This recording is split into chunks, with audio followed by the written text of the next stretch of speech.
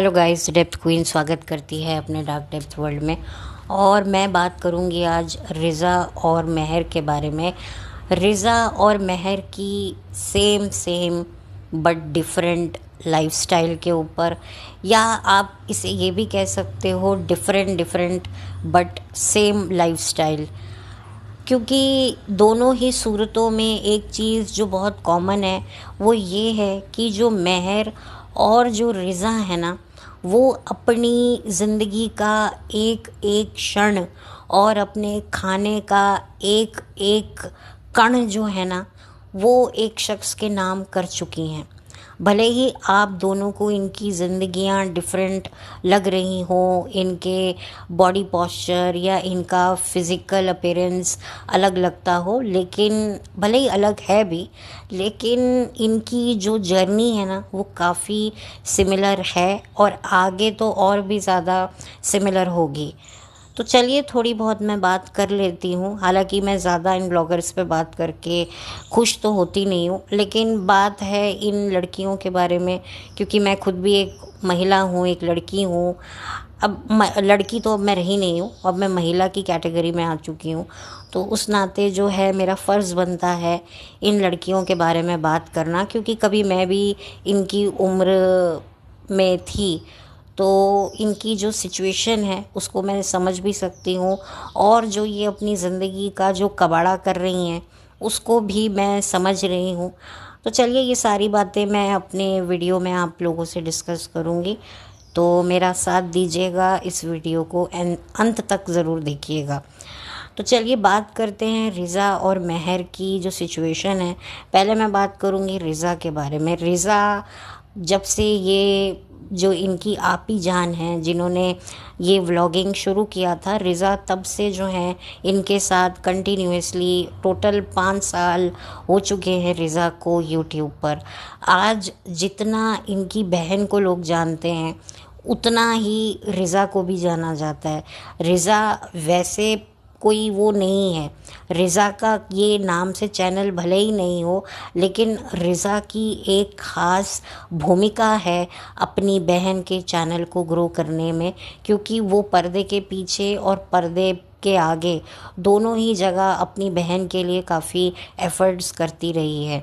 उसके साथ व्लॉग्स तो बनाती ही है, साथ में कभी कभार क्या ज़्यादातर वो शूट भी करती है। उसकी हर एक छोटी से बड़ी चीज़ को संभालती है, उसके चप्पल जूते, यहाँ तक कि उसके मुंह में बिस्किट तक डालती है। तो आप सोचो कि रिज़ा का कितना बड़ा योगदान है इनके व्लॉग्स को यहाँ तक पहुँचाने में।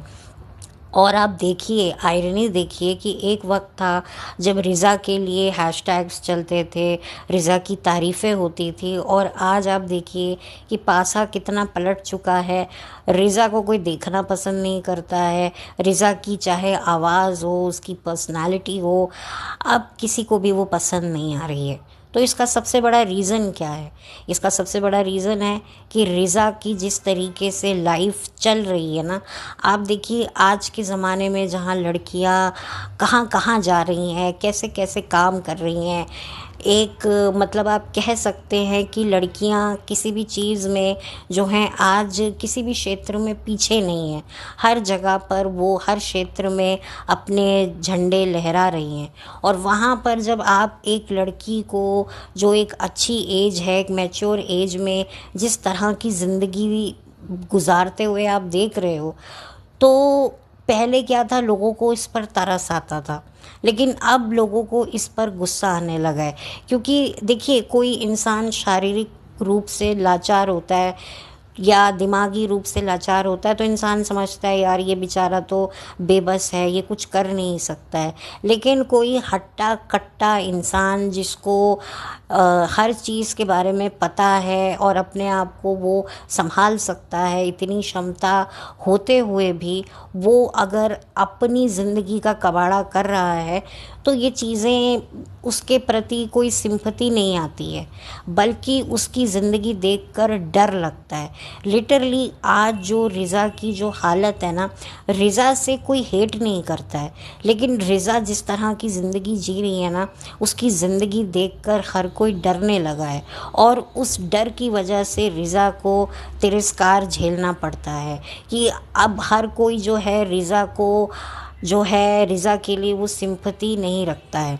अगर मैं बात करूँ महर के बारे में, तो महर भी अब इसी कैटेगरी में बहुत जल्दी आएगी, क्योंकि अब कहीं ना कहीं महर के लिए भी ना ये सिचुएशन होगी कि लोगों को अब एक टाइम पे ना महर के लिए भी वही फीलिंग आने लगेगी, क्योंकि लोगों ने महर का देख लिया है एटीट्यूड।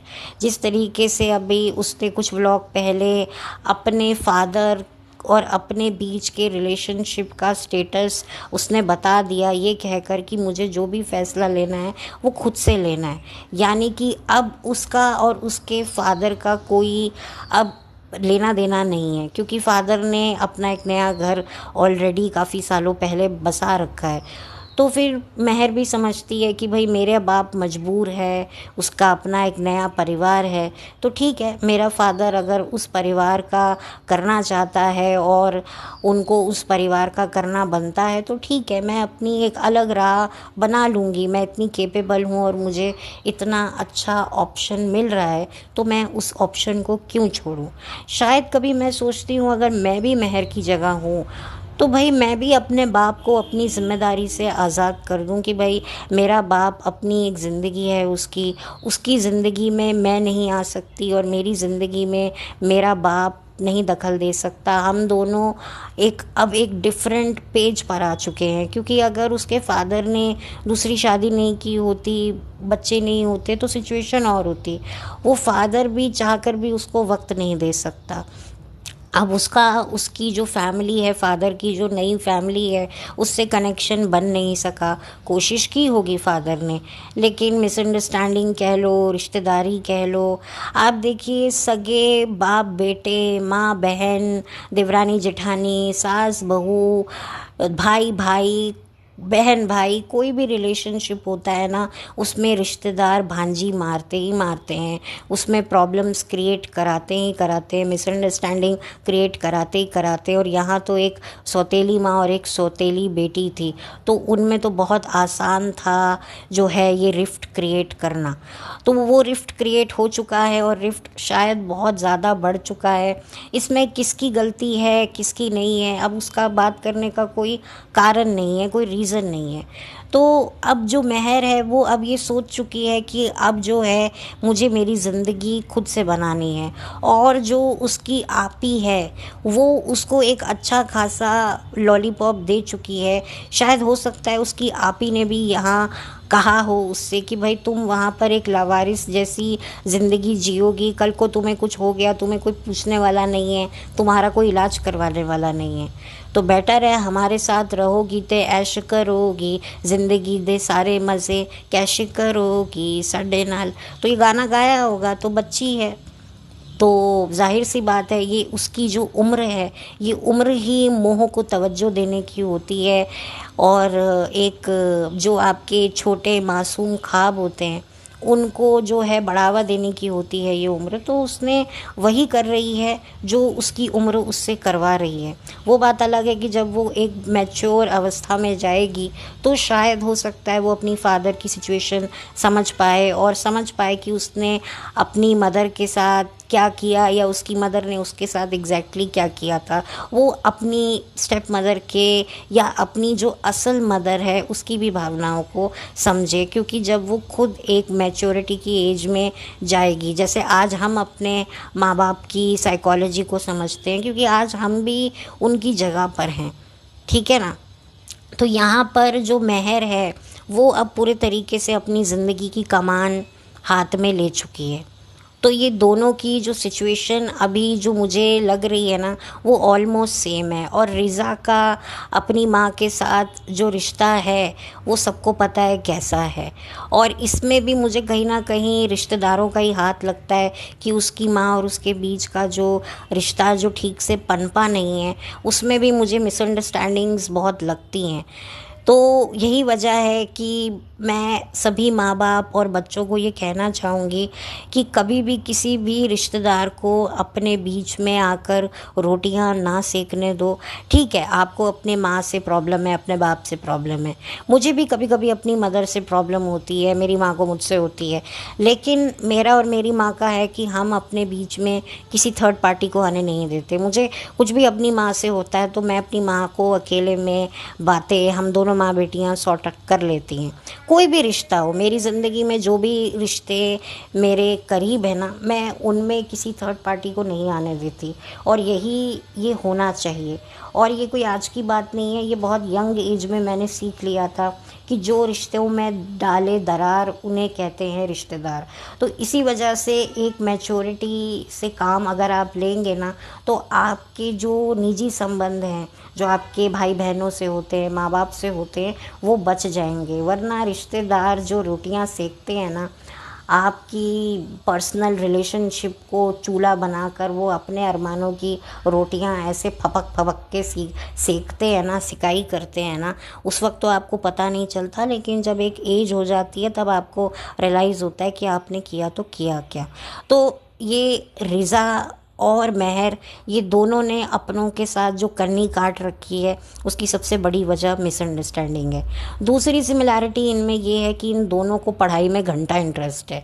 महर ने कुछ समय पहले कहा था उसको डॉक्टर बनना है, लेकिन मुझे लगता है कि अब महर भी जो है वो ये तय कर चुकी है कि उसको आगे नहीं पढ़ना है। थोड़ा बहुत सिग्नेचर कर ले, उतना ये पढ़ी लिखी है और उतना इसके लिए काफ़ी है। और रिज़ा का तो आपको पता ही है कि उसको कितनी पढ़ाई से मोहब्बत है, वो उसको पढ़ना ही नहीं है।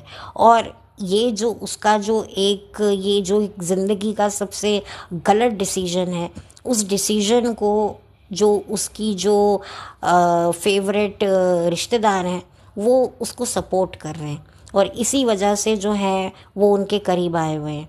जब कोई आपके रीज़नेबल या अनरीज़नेबल सपनों को, ख्वाहिशों को पूरा करने में मदद करता है ना, तो वो आपके लिए भगवान से भी बढ़कर हो जाता है। तो इन दोनों लड़कियों का भगवान कौन है वो आपको पता ही है, खुदा कौन है वो भी आपको पता है। तो ये दोनों लड़कियों ने अब कसम खा ली है कि जब तक हम जिएंगी, किसके नाम का जाप हमें करना है और किसके नाम की हमें माला जपनी है और किसकी हमें गुलामी करनी है, किसकी जी हजूरी करनी है, और किसके लिए हमें जीना है, किसके लिए हमें अपनी जवानी, अपना बचपन, बचपन तो हम बर्बाद कर ही चुके हैं, अब हमें जवानी भी बर्बाद करनी है। तो वो शख्स कौन है आपको पता ही है। तो इसके बदले में इनको इनका मनचाहा छोटे छोटे मासूम जो ख्वाहिशें होती हैं, जो बिल्कुल शुरू में तो मासूम होती हैं पर धीरे धीरे वो नासूर बन जाती हैं, लेकिन जो ख्वाहिशों को अब जिस एज में हैं उन्हें नासूर कहना चाहिए, उसमें भी ये लोग जो हैं उन्हें पैम्पर करते हैं। अब जैसे एक 10-12 साल की लड़की गुड़िया से खेलती है तो वो बुरी नहीं लगती, लेकिन कोई 20-21 साल की लड़की अगर गुड़ियाओं से खेले तो उसको पागल करार दे दिया जाता है। तो कुछ ऐसी ही अवस्था हो रही है। रिज़ा को तो ऐसे ही अब लोग देखते हैं कि भाई सारा टाइम ये स्टेशनरी स्टेशनरी करती रहती है। अब उधर पहले तो क्योंकि ये यंग थी और नई नई थी यूट्यूब पर, तो ये चीज़ों को अप्रिशिएट किया जाता था, लेकिन अब रिज़ा की एक अच्छी खासी एज हो गई है तो अब लोग उसको एक्सेप्ट नहीं करते हैं। इधर जो ये लड़की है महर, क्योंकि अभी ये छोटी है तो इसकी छोटी छोटी ख्वाहिशों को अभी जो है कुछ क्रिटिसाइज़ नहीं किया जाएगा, लेकिन जैसे ही ये बड़ी होगी, 20-21 साल की होगी ना, तब इसको भी यही सारी बातें सुनने को मिलेंगी। तो धीरे धीरे जो महर की ज़िंदगी भी जो है वो इसकी तरह, रिज़ा की तरह ही बनेगी, चाहे इसकी फिज़ीक हो, बॉडी हो, ये क्या खा पी रही है, कोई इस पर ध्यान देने वाला नहीं है। जैसे रिज़ा कुछ भी खा लेती है, कुछ भी कर लेती है। एक टाइम आया था जब उसने अपनी हेल्थ पर थोड़ा ध्यान देना शुरू किया था, लेकिन वही वाली बात है कि एक डाइट में रहना भी एक बहुत बड़ी तपस्या होती है।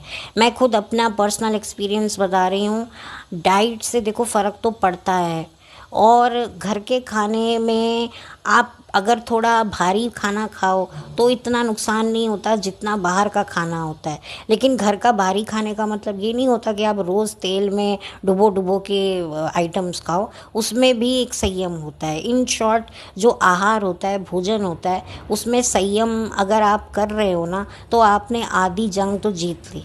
तो यहाँ पर ना इस मेहर के साथ भी यही होगा। ये भी, इसकी भी तबीयत बिगड़ेगी क्योंकि ना सोने का पता है, ना खाने का पता है, कोई डिसिप्लिन लाइफ नहीं है। और शायद ये दोनों लड़कियां ऐसी इनडिसिप्लिन लाइफ ही जीना चाहती हैं, इसीलिए ये इस महिला के साथ में है जिसका ये व्लॉगिंग चैनल है। अगर ये लड़कियों में से, दोनों में से किसी एक को भी एक डिसिप्लिन लाइफ पसंद होगी, एक एक क्रिएटिव कंस्ट्रक्टिव लाइफ पसंद होती, तो ये दोनों इसके साथ नहीं होती। अब मैं बात करूँगी कि भाई जो रिज़ा का जो भाई है, कौन है ये, रेहान, इसको शायद डिसिप्लिन लाइफ पसंद है, इसको हेल्थ के लिए चिंता करना पसंद है इसके भाई को, इसी वजह से है ये फिट है। और इसको कोई अंट शंट ज़्यादा नहीं खिलाता है और ये खाता भी नहीं है। तो जाहिर सी बात है कि जब आप एक एज में आ जाते हो और जब तक आपको खुद अंदर से ये सुजागी नहीं आती है कि मुझे अपनी लाइफ को कैसे रन करना है, मुझे कैसे जाना है, कोई आपकी ज़िंदगी बर्बाद नहीं कर सकता। अब जो टाइम है ना, वो बहुत चेंज हो गया है। तो इसी की वजह से मैंने ये जो है वीडियो बनाया है कि जो मेहर है और जो रिज़ा है, ये दोनों एक ही थाली की चट्टी बट्टियाँ हैं और ये दोनों की जो लाइफ है ना, वो आगे जाकर बिल्कुल सिमिलर ट्रैक पे होगी। और बात करूँ अगर मैं इन दोनों की शादियों के बारे में, तो सच कहूँ मुझे नहीं लगता इन दोनों की शादियाँ होंगी। मैं सच कह रही हूँ, ये शादी करेंगी भी नहीं, क्योंकि बिना शादी के ही इन्होंने ऑलमोस्ट सारी चीज़ें तो ये एक्सपीरियंस कर रही हैं। घर संभालना है, बच्चा कैसे संभालना है, और एक हस्बैंड वाइफ का रिलेशनशिप क्या होता है, ये एक्सपीरियंस इनको अपने जीजा जी और दीदी का तो देखकर मिल ही रहा है। आई थिंक थ्योरिकली तो इनको मिल ही रहा है ना, ये सारा दिन जीजा जी के साथ में हंसती घुलती रहती हैं। तो एक इनके लिए तो एक बहुत ही डिफरेंट है। देखिए, मेरी स्टेटमेंट को आप गलत सेंस में मत लीजिएगा, लेकिन आप लोग समझदार हैं। तो इनको ऑलमोस्ट एक शादी में जो चीज़ें मिलती हैं, ऑलमोस्ट काफ़ी परसेंटेज तो इनको बिना शादी किए ही मिल रहा है। सबसे बड़ी बात होती है शादी की, बच्चा तो ये संभाल ही रही हैं, चाहे ये रिज़ा हो या मेहर हो। अब मेहर भी जो है आगे बच्चा तो संभालेगी। जो रिज़ा है वो अपनी बहन के साथ जो है वो फ्रंट फुट पे रहेगी। भाई बच्चा लेके कहीं बाहर जाना है, बच्चे का कोई वो करवाना है, कोई फ़ोटोशूट हो बाहर या कोई फ़ैन मीट हो, कुछ भी हो, तो आगे बच्चा जाएगा तो रिज़ा ही बच्चे को लेके जाएगी। तो जो घर उस वक्त कौन संभालेगा, घर की केयर टेकर कौन बनेगी, तो बनेगी कौन, मेहर। और मेहर को इसके बदले में थोड़ा बहुत घूमना फिरना, कपड़े लत्ते, महंगे महंगे मॉल से शॉपिंग, जो शायद चीज़ें उसको अपने गांव में नहीं मिलती हैं वो यहाँ मिल जाएंगी। और थोड़ा सा जो है एसी में थोड़ा सोने को मिल जाएगा, भले ही बिस्तर ना मिले, ज़मीन ही सही, लेकिन उस ज़मीन पे सोए सोए इसको एसी की हल्की हल्की ठंडी ठंडी हवा तो मिल जाएगी। वहाँ गांव में क्या एसी क्या कूलर, इस बेचारी को तो कुछ भी नसीब नहीं होता। तो एक आलीशान घर में रहने को मिल जाएगा, भले ही ज़मीन पर ही सही, पर आसपास एक अच्छा हाईटेक माहौल देखने को मिल जाएगा और एक अच्छे रेस्टोरेंट में खाना मिल जाएगा। बस यही तो इनको चाहिए, इनको बस यही चाहिए और क्या चाहिए। क्योंकि ये चीज़ अगर पानी होती है तो इंसान मेहनत करता है, नौकरी करता है, बाहर जाता है, अपने आप को थकाता है, लेकिन ये चीज़ें तो इनको बिना उसके मिल रही हैं, हेलो फ्रेंड्स, हाय फ्रेंड्स करके ही मिल रही हैं। तो फिर यही सही, फिर क्या ज़रूरत है। सब कुछ तो मिल ही रहा है, तो फिर यही ज़िंदगी अच्छी है। पढ़ लिख कर अपना दिमाग को तकलीफ़ देकर क्या फ़ायदा। तो बस ये दोनों लड़कियां बिल्कुल एक सेम पेज पर हैं और इनकी लाइफ जो है ना वो सेम है। आगे जाकर महर को भी बहुत सारी ट्रोलिंग झेलनी तो पड़ेगी, क्योंकि धीरे धीरे महर बड़ी हो रही है, उसमें भी चेंजेस आएगा। और क्या होता है ना, अगर आप किसी चेहरे को रोज़ देखते हो, बार बार देखते हो ना, तब वो पॉजिटिविटी नहीं रहती। कोई चीज़ अगर आपको हफ्ते में, 2 हफ्ते में या 5-5 महीने बाद अगर बाद आपको देखने को मिलेगी ना, तो उसका एक चार्म होता है। जैसे रिज़ा के लिए लोगों का क्यों बदल गया, क्योंकि रिज़ा जो है वो हर व्लॉग में होती है और कभी गलती करती है तो पकड़ी जाती है, कुछ नहीं भी करती तो भी पकड़ी जाती है। पकड़ी तो जा ही रही है ना, क्योंकि लोगों को कहीं ना कहीं उसकी लाइफ देखकर डर लग रहा है। स्पेशली लड़कियां डरी बैठी हैं। जैसे कोई फिज़िकल चैलेंज्ड बच्ची होती है तो उसको देखकर जो नॉर्मल लड़की होती है वो सिंपैथी तो रखती है, साथ ही साथ में वो भगवान को थैंक्स करती है, थैंक यू भगवान मैं ऐसी नहीं हूँ। अगर मैं भी ऐसी होती तो मुझे जो लाइफ में मिल रहा है वो नहीं मिलता जो मैं कर रही हूँ। तो बिल्कुल ऐसी ही सिचुएशन रिज़ा की भी है और आने वाले दिनों में महर की भी हो जाएगी। तो ये एक छोटा सा एक मैंने फ्यूचर भी प्रेडिक्ट किया है। ये कोई हेट नहीं है, दोनों के लिए मेरे मन में सिंपैथी है। और कहीं ना कहीं मैं भी इनकी लाइफ देखकर मुझे तो डर लगता ही लगता है। इन शॉर्ट आप सबको ही लगता होगा कि इनकी लाइफ जाएगी तो जाएगी कहाँ। और मुझे नहीं लगता कि ये लाइफ में इनकी ज़िंदगी ऐसी ही रहेगी। और बहुत लेटर स्टेज में इनको कुछ समझ आया तो आया, नहीं तो कई लोगों को वो भी नहीं आता है। मैं सच बताऊं, जिनको सुजागी आनी होती है ना, उनको एक चींटी से भी देखकर वो सीख लेते हैं। और जिनको नहीं सीखना है उनके सामने पत्थर कुछ भी रख दो, पत्थर रख दो, लकड़ी रख दो, कुछ भी रख दो, बड़े से बड़ा आप उदाहरण रख दो, वो नहीं समझेंगे।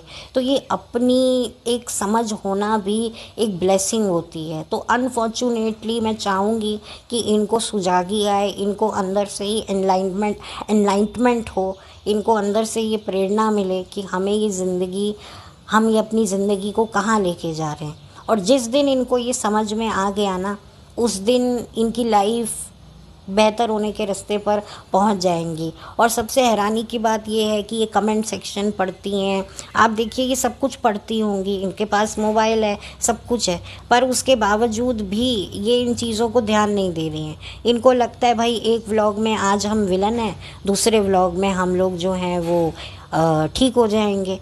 क्योंकि इनको यही लगता है कि ये ट्रोलिंग तो एक पार्ट ऑफ व्लॉगर की लाइफ होती है, इसको ज़्यादा सर पे नहीं लेना है। तो बस मैं अब और ज़्यादा कुछ कहना नहीं चाहूँगी। और जो मैंने शादी की बात कही है, प्लीज़ उसको गलत तरीके से मत लीजिएगा, क्योंकि देखिए ना, इनको सब कुछ देखने को मिल रहा है।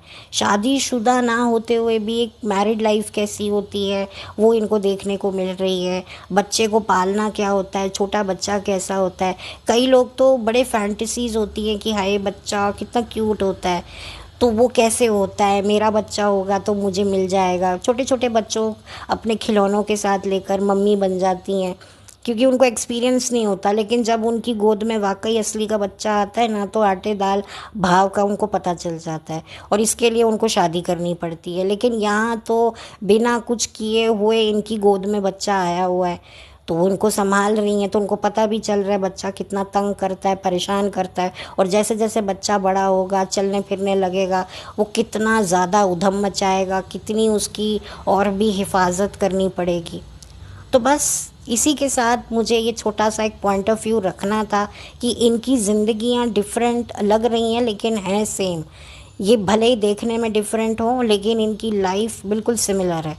और अगर ये लड़की अगर यहाँ पर महर शहर में आकर अब रहेगी ना, तो इसकी लाइफ और रिज़ा की लाइफ में कोई ज़्यादा फ़र्क नहीं रहेगा। तो इसी के साथ अब मैं इस वीडियो को बंद करती हूँ और बहुत जल्दी मिलूँगी एक नए वीडियो के साथ। तब तक thank you so much, have a blessed day.